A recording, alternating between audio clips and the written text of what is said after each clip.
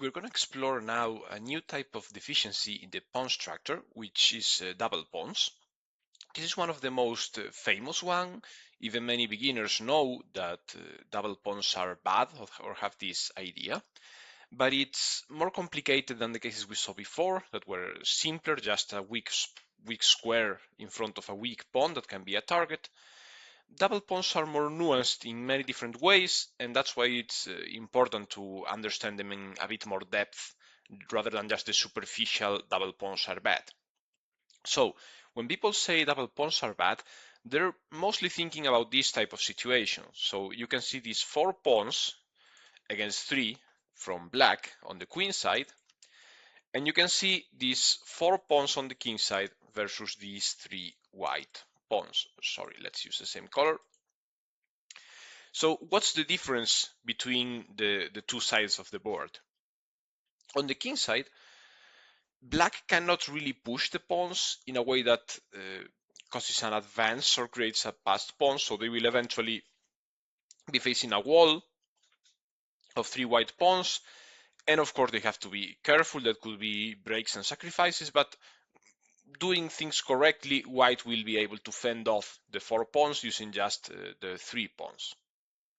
But on the other side, white has a very easy plan, which is, okay, I'll just punch the pawns like this, and eventually I will reach the enemy side and create some contact and create a passed pawn. So either black can capture the newly created passed pawn in some way, or I will have this advantage, this danger, and it will not be countered by a similar danger on the other side from black. Of course, this is just the ideal hypothetical situation. Each position will have different things to care about, different tactics. Maybe there are more pieces than just the kings, others will interact, or one king is more active. Different things could change the evaluation, but as a general rule, this is the type of situation where we can claim somewhat confidently that doubled pawns are bad for you. So let's compare it with this situation. And if you're watching this with a friend, absolutely try it against them, play in both positions. A computer, yeah, if you are a good player, maybe you can try it, even though, yeah, they are so strong that maybe you won't feel the advantage that much. But yeah, it's worth giving a try maybe as well. And here you can see that we no longer have those majorities, but rather we have 4 black pawns here fighting 4 white pawns. And this is no trouble. The 4 pawns are solid from black. There's no danger of white creating a pass pawn unless there's help of the king or other pieces or some other reason other than just the pawn structure. And of course, on the king side, it's all equal, so nothing to consider there. But yes, I want to say that double pawns aren't always a weakness like we saw with isolated or backward pawns. Double pawns have a dynamic deficiency in the sense they aren't as mobile and flexible as a clean row of adjacent pawns. But from a static point of view, they can defend and they are somewhat strong if they remain together. So we're going to see some examples of actual games where this difference matters. And we're going to start with this endgame. Here it's black to move, and yeah, they have the worst pawn structure because there's 3 against 4 here on the king side. And here they have an advantage of, I'm going to use red again, 4 black pawns versus white's 3. And both sides have double pawns. But this is a greater problem for black because they are in the majority there, so they would prefer having a clean pawn structure. And in fact, these 3 white pawns, as we're going to see in the pawn endgame, will be able to fend off the black pawns with no option to create any passers from black. But black has an advantage, which is the more active pieces. So the knight is great, the bishop is also active, and the king can join the fight almost immediately. They did something that is almost right, but yeah, I think it makes life a bit easier for white.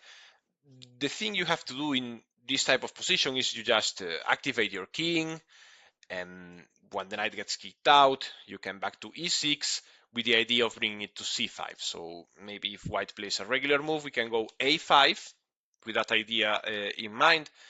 Because of course, if we do it straight away, there's some risk of b4. But if we go a5 first and then white plays any move and we move the knight later, now pushing b4 will result in a trade and isolated pawns will be created. So black would now have a target to attack. The pawns on the king side would indeed be weak, right? So takes, white retakes, and isolated pawns will be left here.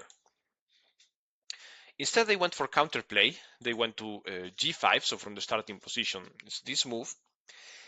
And yeah, it's a reasonable strategy, but it kind of helps white's plan because this pawn will be a passed pawn after the trade, right? So white takes, black takes back, and now this pawn has a clear path to promotion and is well protected. Black is, of course, relying on the extra activity of their pieces, but it won't last for long. As you can see now, white kicks the knight away, and now bishop h3 check, and bishop d2 offering the bishop trade. So black has to take because otherwise the pawn would fall. But this allows black for a nice counter strategy, a theme that we will explore on the bishop versus knight chapters. So that strategy would be to take, and after retake, play h4. This would leave black with some chances of surviving this endgame because the knight would be superior to the bishop. But this is not what we will cover in this chapter. We will discuss again this exact position in a future chapter, discovering the fight between the bishop and the knight. We're going to focus instead of what was played in the game, which was takes, takes, and king e7. White activates the king again. That's reasonable, even though h4 is again an option. So maybe the correct play would have been to kick the knight away first. This would probably have been better. But let's focus on how the game continued. After a few moves, we get to a pawn endgame. So here we have the attack on the knight and the pawn. Notice how they don't really mind taking here or not, because yeah, it enables the chance for h4 again, and this pawn doesn't really matter because black will never create a passed pawn here. So instead they attack the knight and then force this trade, and now they finally create this potentially two connected passed pawns, right? So if black took and white retook, this is pretty easy because the two connected passed pawns can protect each other. We saw this on the basic chess endgame scores. So instead, black went for g4. The idea is to not create the passed pawn immediately, but save the choice for later, like this, with a strike like that. But you can see that this will only work if they could create another threat on the queen side. So how this goes is, after a few more moves, you can see that black starts pushing the pawns, but white always has a way to block them. So c4 isn't necessary, but it's somewhat more comfortable maybe. Of course, there are other ways to stop the pawns. You don't have to play like this.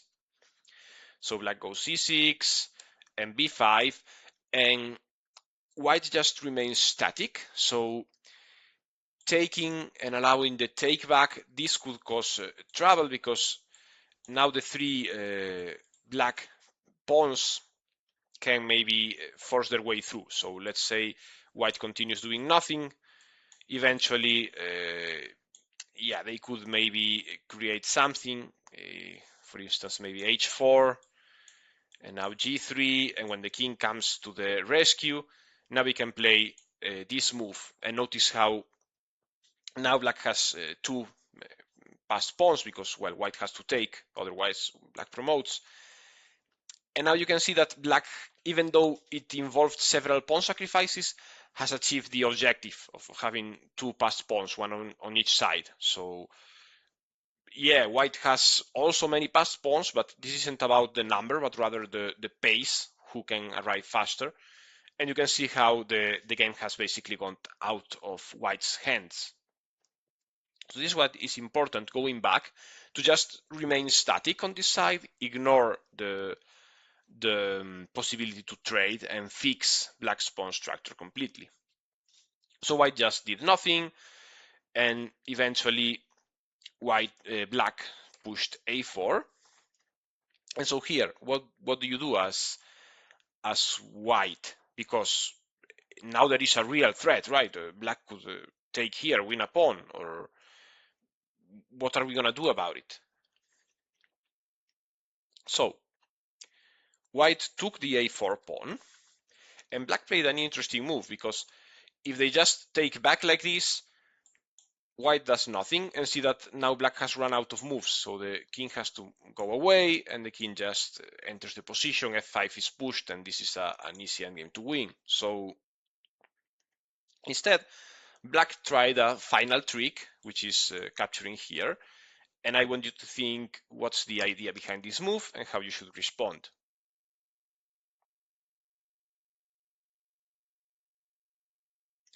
Okay, so the right answer is to just continue playing king e3, and now black has run out of moves, so they have to either give away the pawns, or let the black king come through, or even just push the queenside pawns, and this is an easy win.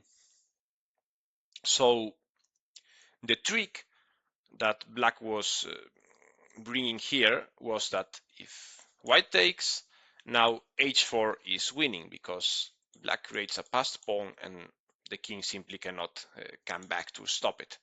The pawn is too far advanced.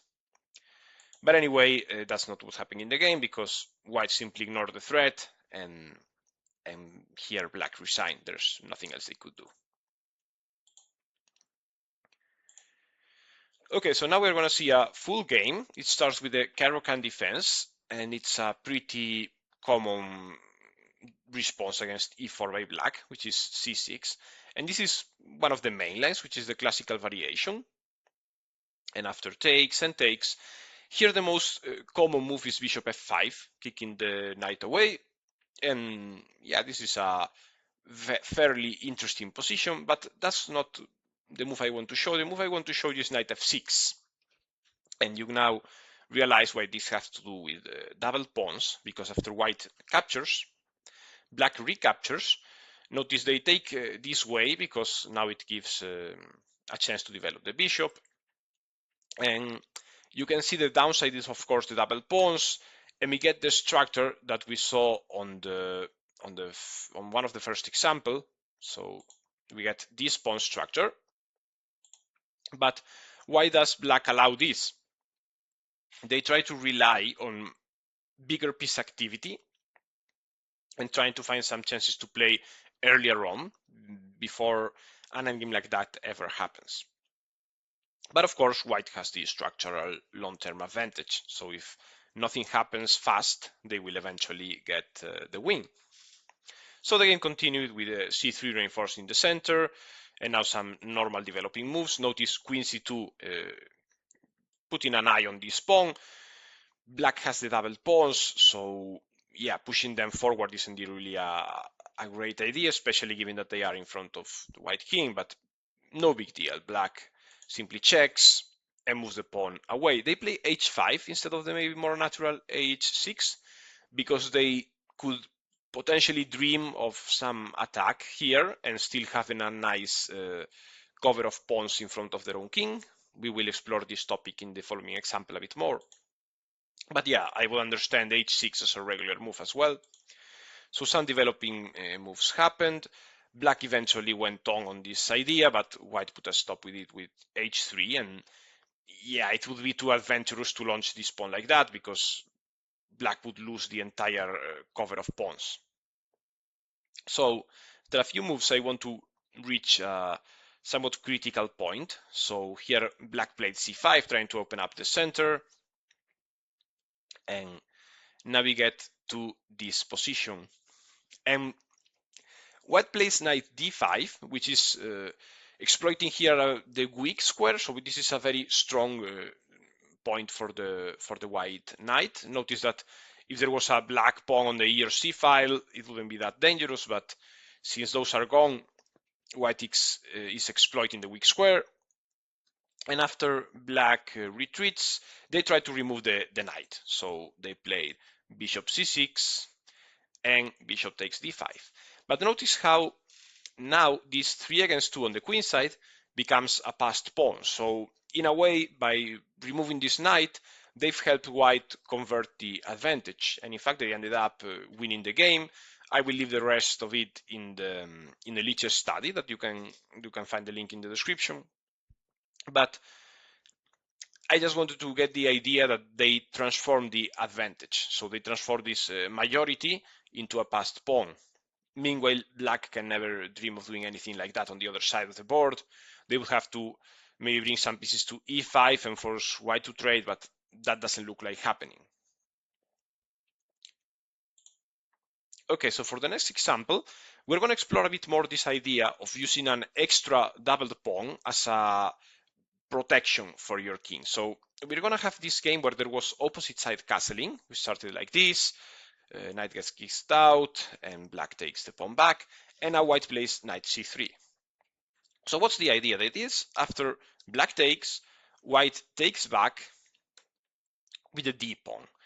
And why do the d pawn? Is because white wants to castle to the queen side and enjoy this extra layer of protection in front of the king. So you can see that after a few moves, black castles to the king side and white will do so on the queen side. Black starts an attack, of course, in the typical fashion of opposite sides castling, so a5. But there's nothing to fear. White just castles long and ignores the threat. So bishop e6 is played here, and this attacks the a2 pawn. King b1 is a reasonable move, I would say. White went a3, which is okay. Notice that we have 2 pawns covering this square, and even if the c3 pawn was removed, we will still have some protection for the king, some cover. So in fact, black never really achieved a b4 push in the game in good conditions. But yeah, this is something we of course have to keep an eye on. So black went a4, which is trying to restrict a bit the position, remove some mobility. Of course, it would have been sensible to just play a developing move, so bringing the knight into the game, or even rook e8 is fine as well. And now is the moment where white starts the attack. So h4. This is not only gaining space and preparing for a pawn push to open up the king side, but also giving the g5 square for the knight, which is an important starting point for the attack. So knight d7, knight g5. Notice that if black takes, we always take with the h pawn and get a crushing attack. So yeah, now black doesn't really want to give up the bishop, so they play this bit of a strange move, but somewhat sound. The bishop is safe here, and if white plays b3 trying to leave it closed, leave it trapped, black will simply create a disaster on the queen side, right? So not a bad move. White goes bishop d3, targeting the h7 pawn, and yeah, now black has to protect it. And white takes the chance to continue the attack in the typical opposite sides castling fashion. So what's that way? What would you play here? They play the move I love, which is g4. And g4 is great because it's taking advantage of the overloaded knight. So the knight has to keep protecting against this threat. So yeah, it cannot waste time taking here. So yeah, really powerful move. Even though eventually white plays f3 because yeah, they want to also be able to move the knight and the bishop. So yeah, f3 still makes sense. Rook e8. Now bishop e3 is an interesting move. It's trying to maneuver like this. And black continues the attack. So they played c6, now they play b5, bishop d4. and black now has to play h6, because otherwise the threat is to simply capture here and capture there. If they try a move like c5 trying to counterattack, then simply takes, and now comes back attacking the rook. And this is a great position for white. They can go maybe later bishop d5, exploiting the weak square. There's also some threats here. So yeah, this would have been a major achievement for white. Anyway, the game went h6, knight comes back, and now black can finally move the knight and start preparing for some advances on the queen side. But notice that they never really get a chance. So, well, we can try again this line, but now white responds g5 and arrives earlier. So white plays g5 anyway, of course, and black tries to, of course, not give up this side of the board. They try to keep it closed. That doesn't really matter because white plays g6 anyway. And here, well, you can check that f6 isn't that great because, yeah, this would allow white to continue the attack. So let's say after f6, maybe a move like bishop f5, intending bishop e6. So there's also some knight f4 ideas once the knight is gone. Still, probably worth giving a try. So yeah, not that bad of an idea. They went for bishop takes h4, which basically loses the game under this pressure. So white can simply take. And now after a few moves, notice that this threatens bishop g6. And yeah, the position is hopeless. But yeah, going back a few moves, this is something you need to keep in mind in these types of opposite side castling. Try to keep the position closed on the side of the board where you're castled. f6 would have been still, as I said, still a bad position for black, but maybe give more fighting survival chances. It's true that this pawn will fall, and yeah, it's still somewhat playable, and maybe they can dream of a counterattack. But anyway, that would go beyond the topic of today's lesson. So just keep in mind that, as we saw in the beginning of the game, we can give ourselves double pawns and use them as extra protection for the king. Because remember this, as a rule of thumb, this dynamic weakness but static strength of the double pawns. And we're going to finish with one example. So here you have, I will show you the opening moves because it's on move 11 that this happens. So this is just regular Nimzo-Indian stuff. White plays a3, which is maybe not the most popular. I would say bishop d3 or knight d2 are more played. But anyway, this gives us a great excuse to explore this pawn structure. This is quite typical in different move orders that it occurs in the Nimzo-Indian defense and some others as well. And you can see that it's still the same thing. These pawns aren't bad, but they don't have this mobility, this flexibility, this ability to create breakthroughs. So that's a bit the weaker side of them. But they also have the advantage of, well, they are controlling great squares on the center. So it's not a bad idea. And if not, white doesn't always have to rush to play a move like bishop d2 or queen c2 to avoid the double pawns at all costs. It's not necessarily a bad thing that it happens, even though in this case black exploits it quite well. So we get to this position. White plays on the center with e4, and black responds with e5. We now get a move to develop and reinforce the center, of course, and white now castles. So the king is finally safe. Black now goes rook e8, which is creating a threat to take and leave this pawn exposed. So how would you react as white? The choices that I will give you, and I want you to think about both and reach a conclusion on what's best. The options are either pawn to d5 or queen c2. What should you play here?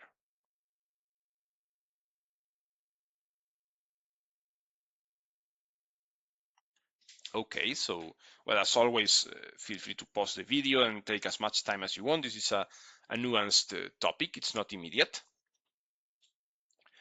In the game, d5 was played, but this comes with some problems. So, yeah, it's true that the knight gets displaced, but they create this massive problem, this weak square, and they also leave these pawns more vulnerable to attack. As you can see, the game will continue with knight a5, bishop a6 could be a way to put pressure on them. Then eventually c6 to trade these pawns and leave the double pawns isolated in a newly open file. So strategically, we need to be very careful with this type of push that could leave these pawns weak in the future. It would be a different story if black had played c5 first and then white pushed. This is probably okay because there will be no more pawn breaks from black. The correct move is probably queen c2, reinforcing this center and keeping our pawns static, quite where they are.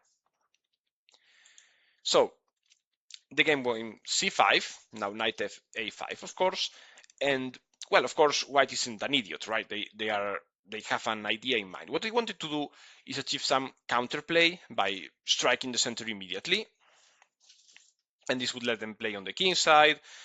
Notice that the knight here is a bit displaced. Yeah, if they manage to capture this pawn is great, but otherwise it would be doing nothing. So yeah, f4 is an energetic move, even though I think there could also be a solid approach. So instead of f4, we could play knight g3. The idea being that if black insists on attacking here, now knight f5 could offer some counterplay because yeah, g6 isn't really an option. It would leave the king too weak. So yeah, this could be a maybe more prophylactic move, knight g3, realizing that bishop a6 would be dangerous. Of course, what black should do here is go knight d7, try to exploit the weak square. Now knight f5 can be answered with knight c5, and the knight can be captured eventually. So yeah, f4 has its own problems as well, so maybe not the ideal type of play, because of course, and you need to think about this when you do any pawn break, the pawn structure will change after your break. So yeah, you need to consider not just how the position is right now, but what it will look like after the trades. And the thing is, after black takes, white has to take with the rook, because otherwise this pawn is hanging. And notice this unprotected weak square over here that will be a great spot for a knight. So in fact, I believe the best move for black would be to just play knight g4 immediately and continue with knight e5. Black in the game tried to go bishop g4, which is maybe not the best move, but okay. I think the idea is that, of course, I cannot get into black's mind, but the idea is to prevent this knight d4 jump that could maybe give them access to some good squares here. For instance, the weak square on c6, or this f5, which is also a good point to have the knight at. But yeah, I think that wouldn't be dangerous. So the e5 knight on the weak square is actually just as good, if not better. Notice that a knight on c6 does really nothing here. But okay, this is still a reasonable strategy. Black reroutes the bishop towards here, trying to put pressure on the weak pawn. Remember, this is now a backward pawn. So eventually we see this combined playing. And this is the type of position that I want you to realize how good it is for black.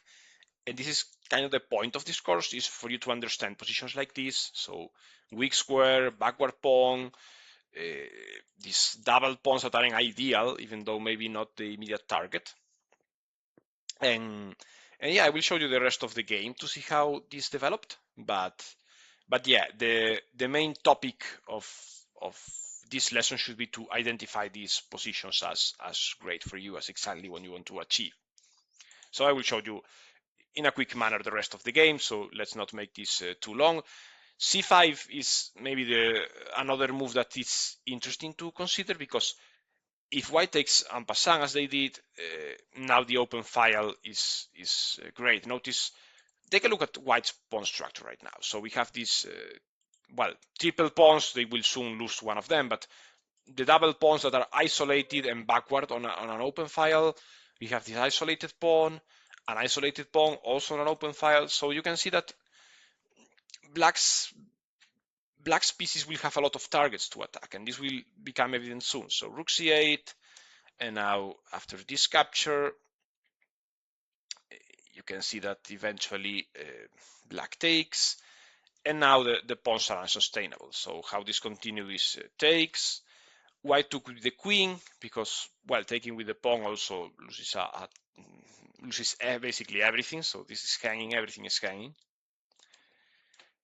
And now eventually you saw that all the weaknesses fell. Yeah, black also lost some pawns along the way, but after all the trades, black is a pawn up, and they still have some nice advantages in the position. So the white king is weak, and you can see that eventually black won this game. Here is the position where white resigned after this failed attack.